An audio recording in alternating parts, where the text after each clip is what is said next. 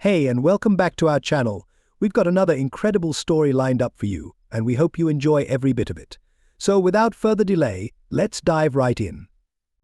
Jack Reeves fumbled with his keys, his exhaustion from a grueling 36-hour shift making the simple task difficult. After finally getting the door unlocked, he stumbled into the quiet of his house. The stark silence was a sharp contrast to the chaos he had left behind in the emergency room. Leaning against the closed door, Jack closed his eyes, replaying the day's victories in his mind. Mrs. Johnson's heart transplant had gone well, and little Timmy would be able to walk again after that terrible car crash. He allowed himself a small smile. Days like this made the long hours worth it. Opening his eyes, Jack surveyed the dimly lit entryway. His gaze landed on his daughter's backpack, carelessly tossed on the floor. He sighed affectionately. "Emily," he muttered, shaking his head, "when will you learn to hang this up?" He bent down to pick up the bag, grimacing as his back protested. As he lifted it to hang it on the designated hook, a small leather-bound book slipped out, landing softly on the floor. Jack froze, instantly recognizing it Emily's diary. He stared at it, conflicted. His childhood lessons in honesty echoed in his mind, trustworthy, loyal. "I shouldn't," he whispered to the empty room. But despite his better judgment, his hand reached for the book. Something about this situation felt off, a gut feeling, a doctor's intuition. With trembling fingers, he flipped open the diary. At first, his eyes skimmed the pages without registering the words. Then a phrase caught his attention, making his blood run cold. "And then second dad took me to the science fair. He was so proud when I won first place. I wish dad could have been there, but I know the hospital keeps him busy." Jack read the entry over and over, the words second dad standing out like neon lights mocking him. "What the hell?" he muttered, barely audible. His mind raced, considering possibilities: a grandfather, an uncle. But no, Emily would have used those titles. This was different, deliberate. Jack turned more pages, his heart thudding heavily in his chest. More references to this second dad appeared. "Second dad helped me with my math homework. Second dad took me for ice cream after my dentist appointment." Jack's hands began to shake, a cold sweat forming on his brow. How long had this been going on? How had he missed it? The sound of a car pulling into the driveway snapped him back to the present. He slammed the diary shut, his mind made up. No more secrets. It was time for the truth. The front door clicked, and Sarah stepped inside, her face lighting up when she saw him. "Jack, you're home early," but her smile faltered as she noticed his expression and the diary in his hand. The color drained from her face. "We need to talk," Jack said, his voice steady despite the storm raging inside him. Sarah's bag slipped from her shoulder, hitting the floor with a dull thud. "Jack, I can explain." "Can you?" He cut her off, his tone eerily calm. He held up the diary. "Who is second dad?" Sarah's mouth opened, but no words came out. She looked like a fish out of water, gasping for air. "What I think," Jack continued, his outward calm concealing the turmoil within, "is that my daughter has been calling another man dad behind my back. And what I think is that my wife has been lying to me. Am I wrong?" Sarah's shoulders slumped, defeat etched into her posture. "His name is Alan," she whispered, barely audible. "Dr. Alan Blackwood. He was. He was my professor in college." It felt like a punch to Jack's gut. The room spun, and he had to brace himself against the wall to stay upright. How long, he managed to ask, dreading the answer. Sarah's eyes met his, filled with guilt but also a glimmer of defiance. 10 years. The words hit Jack like a blow. A decade. An entire decade of lies and betrayal. He opened his mouth to speak, but no sound came out. What could he possibly say in the face of such deceit? Sarah took a step toward him, reaching out. "Jack, please, let me explain. It's not what you think." Jack jerked away from her touch as if it burned.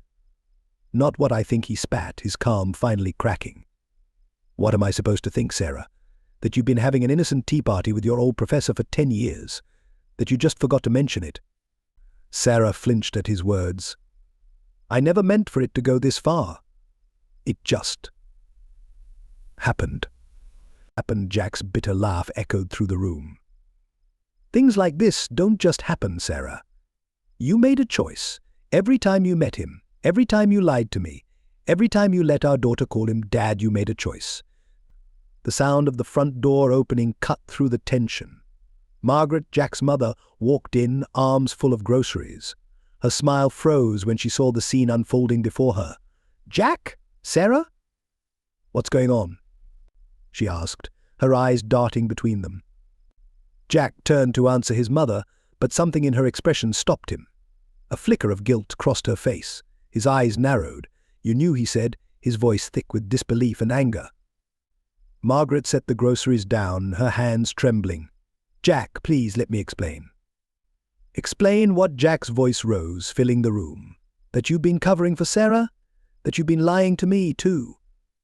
Tears welled in Margaret's eyes, and she nodded, unable to speak. Jack's laugh was hollow, devoid of any warmth. "How long have you known?" I found out a few years ago," Margaret admitted, her voice barely above a whisper. "I kept quiet to protect the family. I thought if I ignored it, maybe it would go away." "Protect the family? By lying to me? By letting my daughter call another man Dad?" Jack shook his head, disgust plain on his face. Sarah stepped forward again, her hand reaching out to him once more. "Please, Jack, let's talk about this. I know I've made mistakes, but we can work through this. For Emily's sake, if nothing else." Jack recoiled from her touch once more. "Mistakes," he snapped. "A 10-year affair isn't a mistake, Sarah. It's a decision. One you made every single day."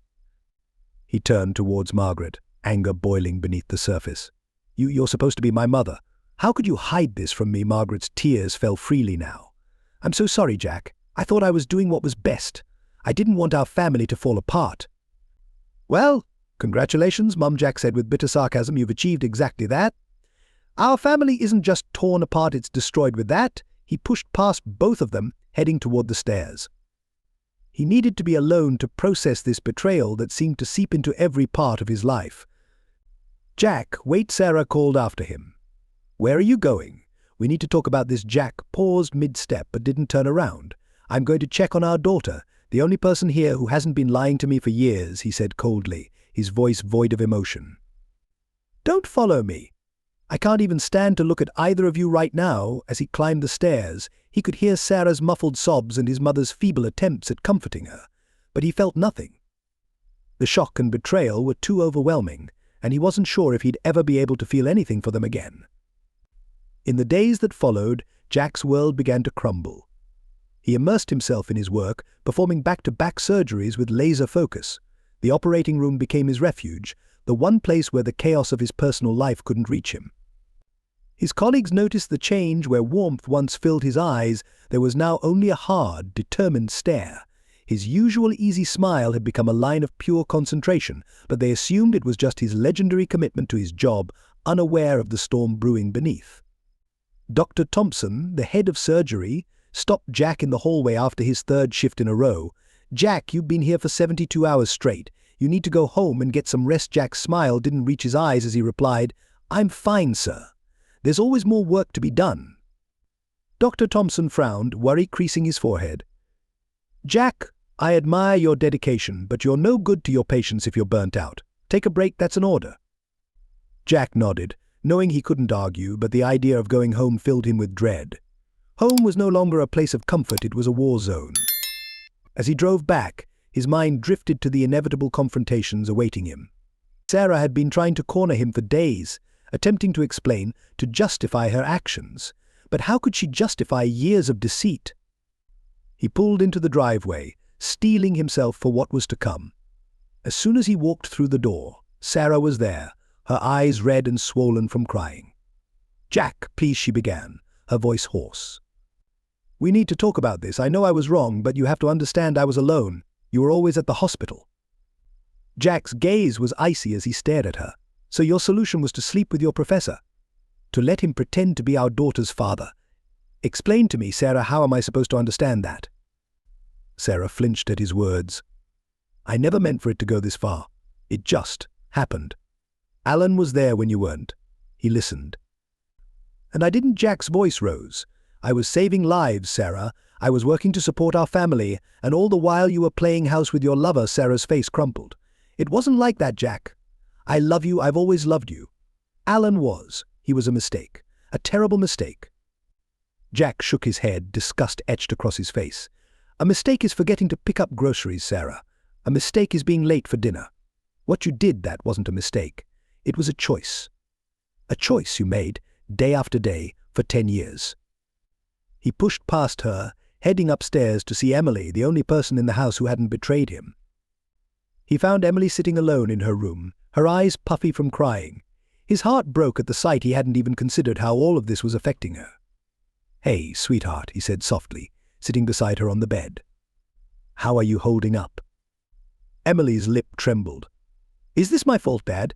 Because I wrote about him in my diary." Jack pulled her into a tight embrace, his own eyes stinging with unshed tears.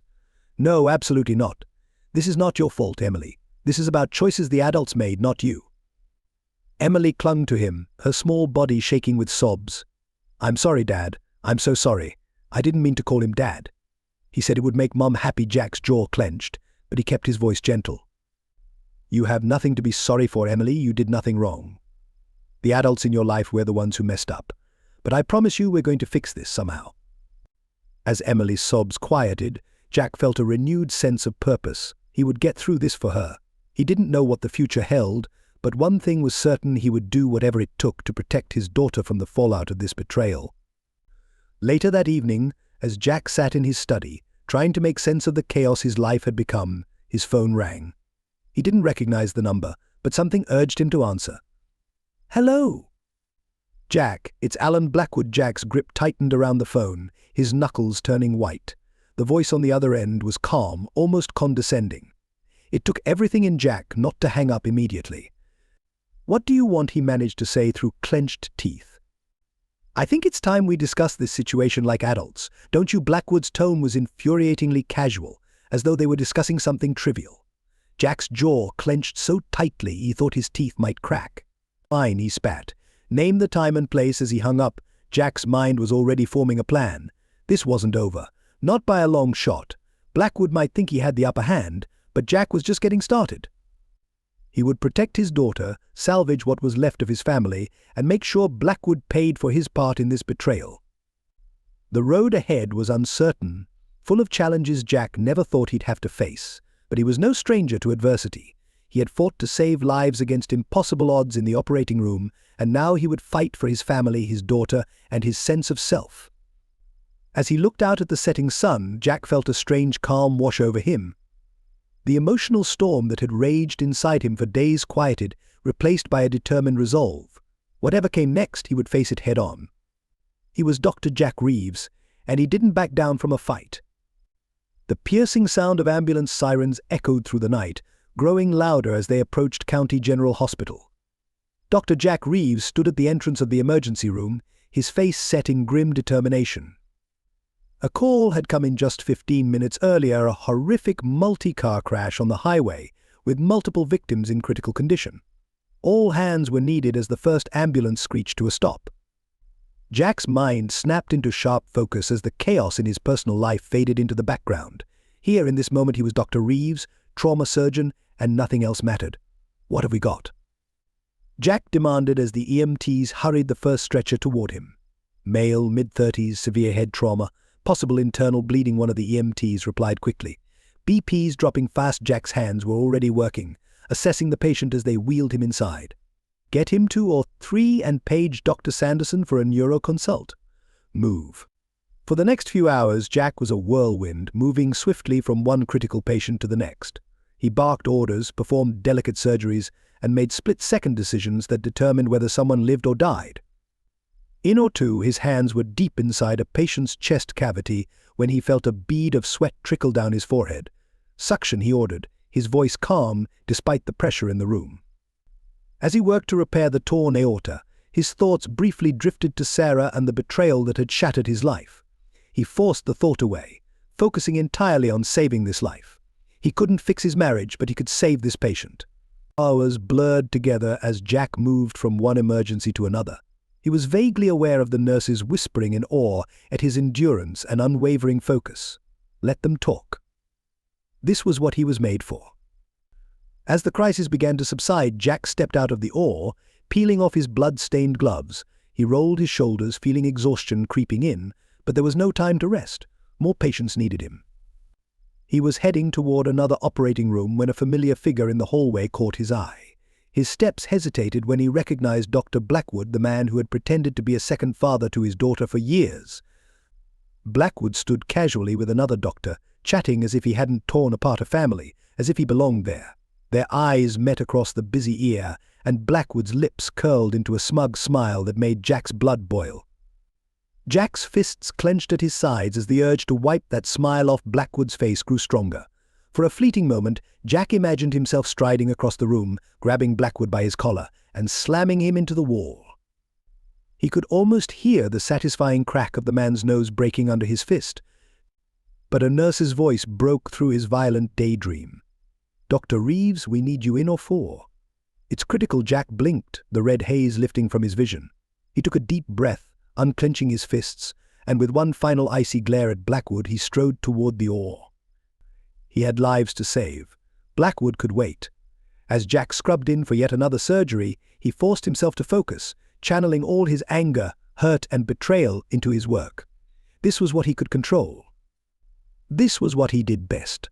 Hours later, as dawn broke, Jack finally emerged from the operating room. The crisis was over. They had lost 2 patients, but they had saved many more. It was a victory, though a bittersweet one. As he headed toward the locker room, dead on his feet, a voice called after him. "Dr. Reeves, a word, please." Jack turned to see Dr. Harrison, the hospital administrator, gesturing for him to follow. With a weary nod, Jack stepped into Harrison's office. "Remarkable work tonight," Dr. Harrison began, his tone grave despite the compliment. "You saved a lot of lives." "Just doing my job," Jack replied, too tired for false modesty. "About that," Dr. Harrison continued, his expression darkening. "I'm afraid I have some unfortunate news. Due to budget cuts, the board has decided to eliminate 1 senior surgeon position." Jack felt a cold heaviness settle in his stomach. After everything he had endured over the past few days, now this. "I see," he said, keeping his voice steady. "I suppose I'm the one being considered." Dr. Harrison spread his hands in a helpless gesture. "Nothing's been decided yet, but I wanted to give you a heads up. The board will review all senior staff this week. I suggest you prepare to defend your position." Jack nodded, his mind already racing. He would have to fight to keep his job, all while his personal life lay in ruins. But he was Dr. Jack Reeves. He didn't back down from challenges. "Thank you for the warning," he said, standing. "If there's nothing else." As he left Harrison's office, Jack's exhaustion mixed with a renewed sense of determination. He had been cornered, both at home and at work, but he wasn't going to give up without a fight. Not by a long shot. The park was quiet in the early evening, with the fading sunlight casting long shadows over the manicured lawns. Jack sat on a bench, his posture stiff, eyes scanning the path.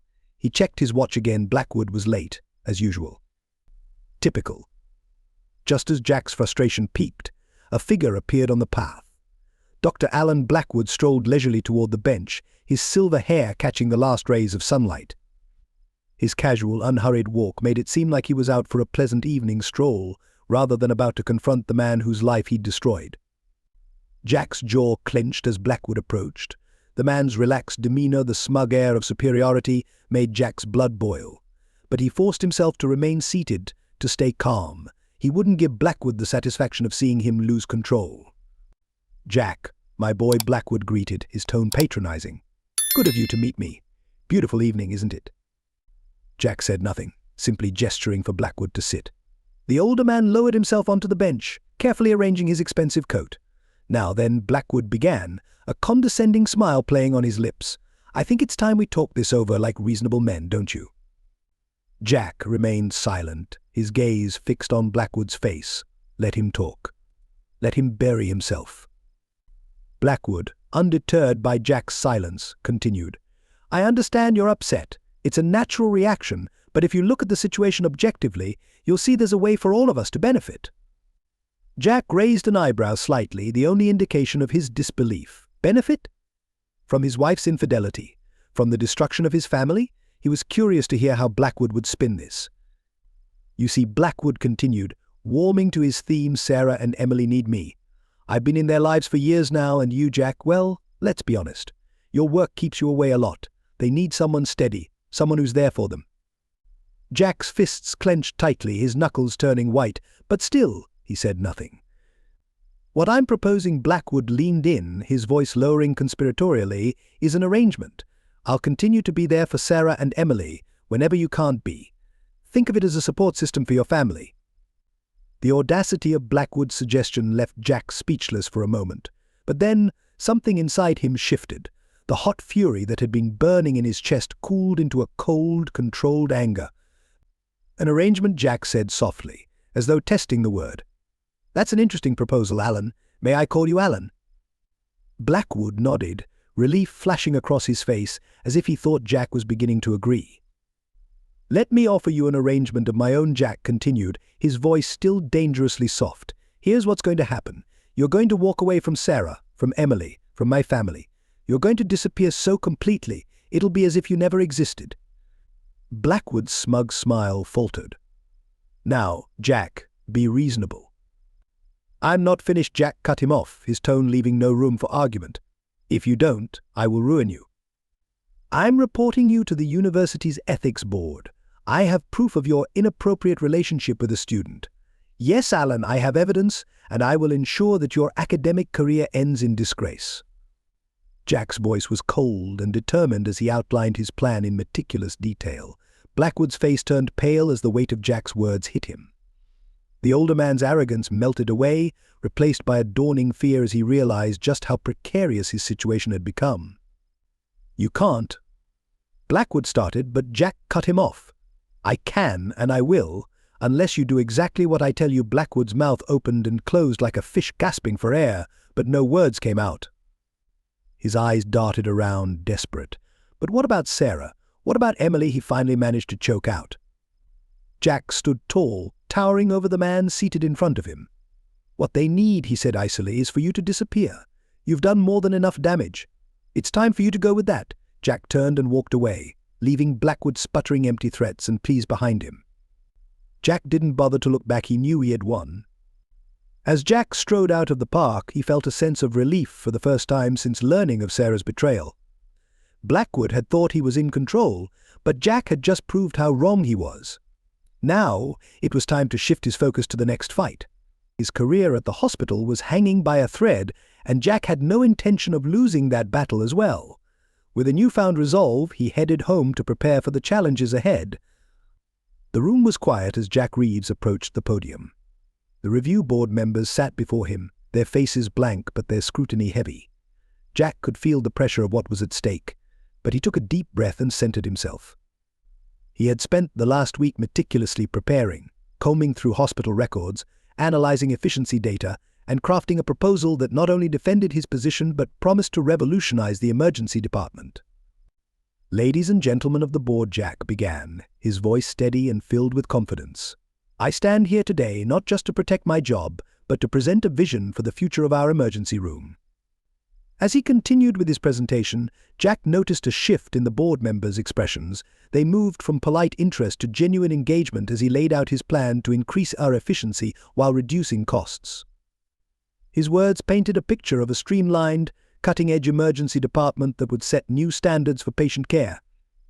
By implementing these changes, Jack continued, clicking through his meticulously designed slides, we can cut wait times by 30%, raise patient satisfaction by 25%, and most importantly, save more lives. He saw Dr. Harrison, the hospital administrator, lean forward in his seat, his brow furrowed in concentration. The other board members were nodding and taking notes as Jack spoke. As he neared the end of his presentation, Jack's confidence surged. He wasn't just defending his role, he was offering the board a way to transform the hospital's emergency care. In conclusion, Jack said, his voice firm with conviction, I believe that by embracing these measures we can not only weather the current budget challenges but come out stronger, more efficient, and better prepared to serve our community. Thank you. As Jack finished, a murmur of discussion broke out among the board members. Dr. Harrison opened his mouth, likely to begin the question and answer portion of the review, when suddenly a piercing alarm sounded. Code blue in the ER, came the announcement over the intercom. Without a second thought, Jack turned to the board. I'm sorry, but I'm needed downstairs. Lives are at stake. Before anyone could protest, Jack was out the door, racing toward the emergency room. He could hear footsteps behind him as the board members followed. Jack burst into the ER, greeted by chaos. A patient lay convulsing on a gurney, surrounded by frantic nurses. "What's the situation?" Jack barked, already moving toward the patient. "Male, 50s, cardiac arrest," a nurse reported. "We've been doing CPR for 10 minutes, no response." Jack's mind went into overdrive. "Get me the defibrillator," he ordered, already starting chest compressions. Push one of EPI as he worked. Jack was only dimly aware of the board members watching from the doorway, but his focus was entirely on the patient. Nothing else mattered. "Clear," Jack called as he applied the defibrillator paddles. The patient's body jerked with the shock, but the heart monitor still showed a flat line. "Again," Jack commanded, resuming compressions. "Come on, don't give up on me now." Time seemed to stretch, each second feeling like an hour. Jack's arms burned from the effort, and sweat dripped down his face, but he didn't stop. He couldn't. "Clear," he shouted again, delivering another shock. For a moment there was nothing. Then the heart monitor let out a beep, followed by another. The line on the screen shifted into a weak but steady rhythm. "We've got a pulse," Jack announced, his voice hoarse with both exhaustion and relief. "Get him to the ICU." Now, as the nurses wheeled the patient away, Jack finally allowed himself to breathe. He turned to see the entire review board standing in the doorway, their expressions a mixture of awe and respect. Dr. Harrison stepped forward, a smile breaking through his usual stern demeanor. "Dr. Reeves," he said, "I think we've seen everything we needed to. Your position is secure. In fact, if you're open to it, we'd like to offer you the role of head of emergency surgery."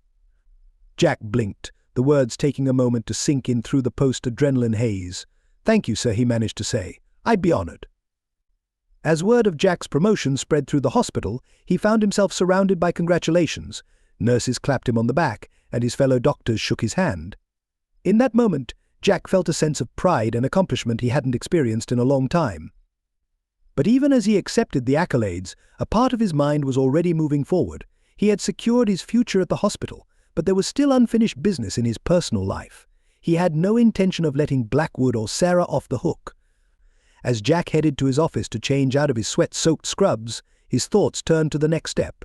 He had won this round, but the fight wasn't over. Not by a long shot. Jack Reeves sat in his dimly lit study, surrounded by piles of paperwork and file folders, preparing for the battle still to come. The soft glow from Jack's laptop screen highlighted his tired features, casting shadows that deepened the lines of exhaustion etched on his face. He rubbed his eyes, weary from spending hours poring over financial records and emails. It had been 3 weeks since his confrontation with Blackwood at the park, 3 weeks filled with sleepless nights and caffeine-fueled days. Yet Jack remained methodical, building his case brick by brick, leaving no detail unexplored. He reached for his phone, dialing a number he now knew by heart. "Daniel's Investigations," a gruff voice answered on the second ring. "It's Reeves," Jack said quietly, his tone low. "Any updates?" "Yeah, Doc. Got some interesting stuff for you. Your wife and the professor met again yesterday. Got it all on camera this time." Jack's jaw tightened. Even after everything, even after he had made it clear to Blackwood to stay away, they were still seeing each other. "Send me everything," he said, his voice clipped as he hung up. His eyes drifted to a framed photo on his desk, an image from happier times, with him, Sarah, and Emily at the beach, all smiles and sunburned faces. He sighed heavily and turned the frame face down before refocusing on his laptop. Jack pulled up the financial records he'd been studying, credit card statements, bank transfers, and receipts Sarah had carelessly left behind. The truth was there in black and white: years of misused family funds, funneled into her affair with Blackwood, hotel stays, fancy dinners, and gifts that were clearly never meant for him. The realization made him feel sick. But it wasn't just the money. Jack had also been discreetly reaching out to Blackwood's former students, piecing together a disturbing pattern. Blackwood had a history of inappropriate relationships with his students, going back years. He had just been clever enough to keep it hidden until now. A knock on the study door jolted Jack from his thoughts. "Come in," he called, quickly minimizing the windows on his screen. Emily peeked her head in, her eyes puffy and red from crying. "Dad, can I talk to you?" Her voice was barely audible, and Jack's heart clenched with guilt. Had he been so focused on building his case that he had neglected his own daughter? "Of course, sweetheart. Come here." Emily shuffled in, and curled up in the armchair across from his desk, looking so small and fragile. Jack waited patiently for her to speak. Is Mum coming back?" she asked, her voice trembling. Jack sighed deeply. How could he explain this to his child? "I don't know, Emily. Your mum and I have a lot to figure out." Emily nodded slowly, picking at a loose thread on her pajama sleeve. "And Dr. Blackwood, is he going to be my dad now?" The question hit Jack like a punch to the gut. He was around the desk in an instant, kneeling in front of Emily and holding her small hands. "Listen to me, Emily. I am your dad.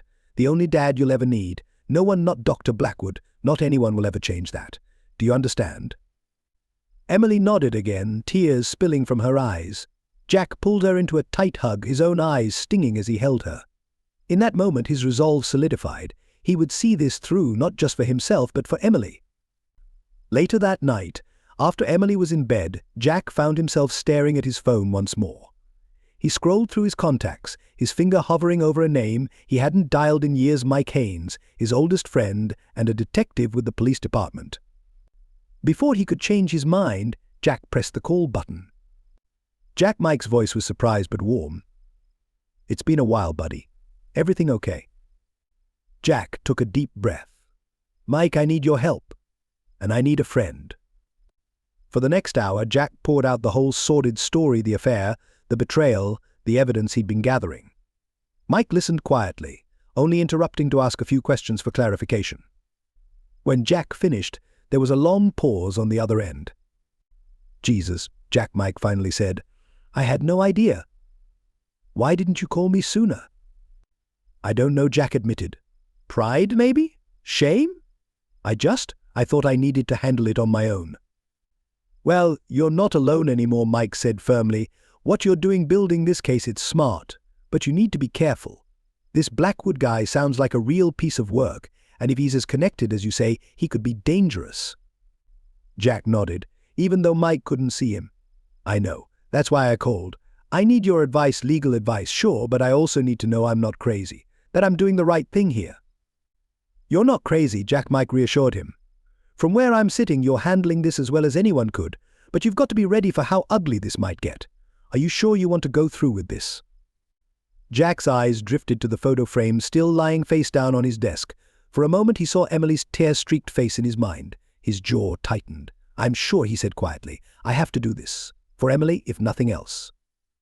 "All right," Mike replied. "Then let's do this the right way. Here's what you need to do." As Mike laid out a plan of action, Jack felt some of the weight lift from his shoulders. He wasn't in this fight alone anymore.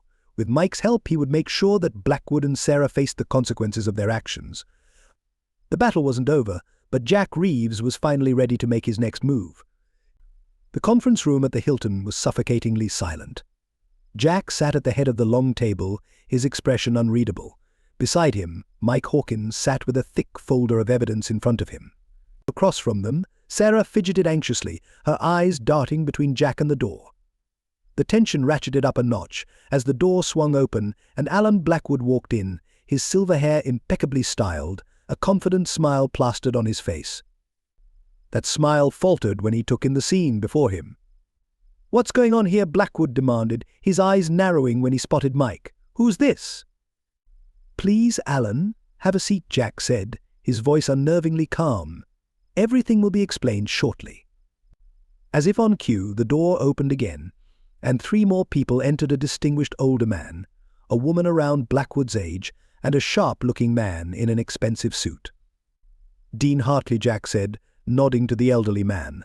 "Mrs. Blackwood, Mr. Thompson, thank you all for coming. Please, have a seat." Blackwood's face had gone pale. "Jack, what is this?" he sputtered, his confidence slipping. Jack leaned forward, his hands clasped on the table. "We're here to sort things out, Alan. Isn't that what you wanted? To discuss our arrangement?" Sarah's head snapped up, her eyes wide with fear. "Alan, what is he talking about?" Jack didn't give Blackwood a chance to answer. "Let me explain," he said, his voice carrying clearly through the room. "For the past decade, my wife Sarah has been involved in an affair with Dr. Blackwood here. An affair that started when Sarah was his student." Dean Hartley's eyebrows shot up in surprise, and Mrs. Blackwood gasped softly. "That's ridiculous," Blackwood blustered. "You have no proof." "Oh, but I do," Jack replied smoothly. He nodded to Mike, who began laying out photographs on the table, images of Sarah and Blackwood in compromising situations, hotel receipts, bank statements. "I also have financial records showing how my wife has been siphoning our family's money to fund this affair," Jack continued, his voice calm and measured. "And I've gathered statements from several of Dr. Blackwood's former students, detailing a pattern of inappropriate relationships stretching back years." Blackwood's face had turned ghostly white. Sarah was openly sobbing now, her head buried in her hands. This is a setup," Blackwood attempted, but his voice lacked any real strength. "Is it?" Jack asked calmly. He then turned to Dean Hartley. "Dean, I believe you'll find all the evidence you need here for a full ethics investigation. Mr. Thompson can guide you on the legal implications." The lawyer nodded, already flipping through the documents, his expression grim. "Alan," Mrs. Blackwood finally spoke, her voice shaking. "Is this true? All of it?" Blackwood opened his mouth, closed it, and then tried again. "Margaret, I can explain," but Jack wasn't finished. "Oh, there's more," he said, his eyes flashing. "Sarah, would you care to explain how you've been embezzling funds from your research grant to finance your little rendezvous?" Sarah's head shot up, her tear-streaked face frozen in horror. "Jack, please," she pleaded, "don't do this." "Do what, Sarah?" Jack's calm mask finally cracked. "Tell the truth? Isn't that what you should have done years ago?" The room descended into chaos as Blackwood and Sarah hurled accusations at each other, their thin veneers of civility shattering. Mrs. Blackwood broke down in tears, while Dean Hartley and Mr. Thompson huddled together, whispering urgently as they combed through the evidence. Throughout it all, Jack sat silently, watching the destruction unfold before him. He didn't feel satisfaction or joy, just a deep exhaustion and a faint flicker of hope that perhaps, just maybe, this nightmare was nearing its end. As the shouting reached its peak, Mike leaned over to Jack. "You okay, buddy?" he asked softly. Jack nodded, his eyes never leaving the scene before him. "I will be," he replied. "Let's finish this."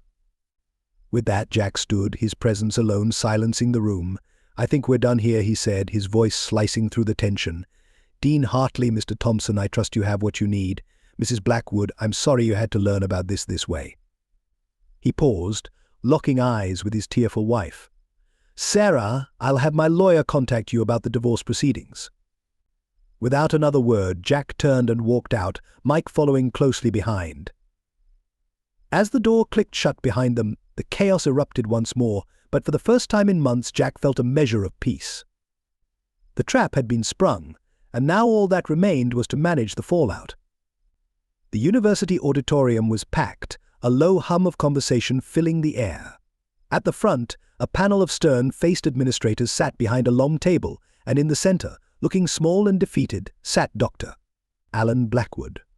From the back of the room, Jack Reeves watched, his face unreadable. He had debated whether or not to attend this ethics hearing, but in the end he knew he had to witness the final chapter of this sordid tale. The head of the ethics committee, a severe-looking woman with steel-gray hair, called the room to order. "Dr. Blackwood," she began, her voice carrying through the now quiet auditorium, "you stand accused of numerous ethical breaches, including inappropriate relationships with students and misusing university resources. How do you plead?" Blackwood, his once proud shoulders slumped, barely lifted his head. I cannot deny the charges," he mumbled, his voice barely audible. A collective gasp echoed through the room, and Jack felt a grim sense of closure. Blackwood had finally run out of lies. What followed was a damning presentation of evidence, emails, witness testimonies, financial records. With each new revelation, Blackwood seemed to shrink further into himself. When it was over, the verdict was swift and decisive. Blackwood's tenure was revoked, his academic career in ruins. As security escorted him out, his eyes briefly met Jack's. There was no anger, no defiance, only a hollow, haunted look that almost evoked pity in Jack. Almost. As Jack left the auditorium, his phone buzzed. It was a text from Mike. "It's done." "Sarah's out." Jack allowed himself a small smile. Sarah's own ethics investigation at her research institute had concluded, and like Blackwood, she had been found guilty of ethical misconduct and financial impropriety. Her career as a researcher was over. The next few weeks passed in a blur of legal meetings and court appearances. Jack's lawyer, armed with the mountain of evidence he had painstakingly gathered, presented an airtight case for divorce. Sarah, defeated and drained, offered little resistance. The final hearing was mercifully short, and as the judge delivered her verdict, Jack felt a weight he'd been carrying for months finally lift. In light of the evidence presented, the judge intoned gravely, "This court grants the petition for divorce. Furthermore, given Mrs. Reeves' infidelity and financial misconduct, the court awards full custody of the minor child, Emily Reeves, to Dr. Jack Reeves." From across the courtroom, Sarah let out a choked sob, but Jack didn't look at her. His thoughts were only of Emily and the future they would now build together. As Jack left the courthouse, he was surprised to find a small crowd of reporters waiting. The scandal had spread quickly, it seemed. "Dr. Reeves," one reporter called out, "how do you feel about the verdict?" Jack paused, choosing his words carefully. "I'm grateful that justice has been served," he said, "but more importantly, I'm looking forward to moving on with my life and focusing on what truly matters, my daughter." Another reporter stepped forward. "There are rumors that the hospital is considering you for the ethics committee. Any comment on that?" Jack blinked, taken aback. This was news to him. After a moment, a slow smile crept across his face. "If that's true," he said, "I'd be honored. After everything that's happened, ensuring ethical conduct in our institutions seems more crucial than ever." As the reporters clamored for more, Jack politely excused himself. He had somewhere far more important to be. An hour later, Jack stood in the driveway of a modest suburban home, Emily's small hand held tightly in his. A sold sign swayed gently in the breeze. "Well, what do you think?" Jack asked, glancing down at his daughter. "Is this going to be a good new home for us?" Emily looked up at him, a tentative smile on her face. "It's nice," she said softly. "But it's going to be different without Mom, isn't it?" Jack knelt down so he was at eye level with her. "It is going to be different," he admitted. "But different doesn't have to be bad. We're going to make this our home, you and me. And I promise, Emily, I'm going to be here for you, always." Emily's smile grew a little wider. "I know, Dad," she whispered, then suddenly wrapped her arms around his neck in a tight hug. "You're the only dad I need." Jack hugged her back just as tightly, feeling tears well up in his eyes. For the first time in what felt like forever, he allowed himself to feel a sense of hope and healing. As they pulled apart, Jack stood and playfully ruffled Emily's hair. "Come on," he said, pulling out the new house keys from his pocket. "Let's go check out your new room." Hand in hand, father and daughter walked up the path to their new home. Behind them the sun was setting, painting the sky with vibrant shades of orange and pink. It seemed like a fitting end to this chapter of their lives. And as Jack opened the door to their new home, he felt ready finally to begin writing the next one.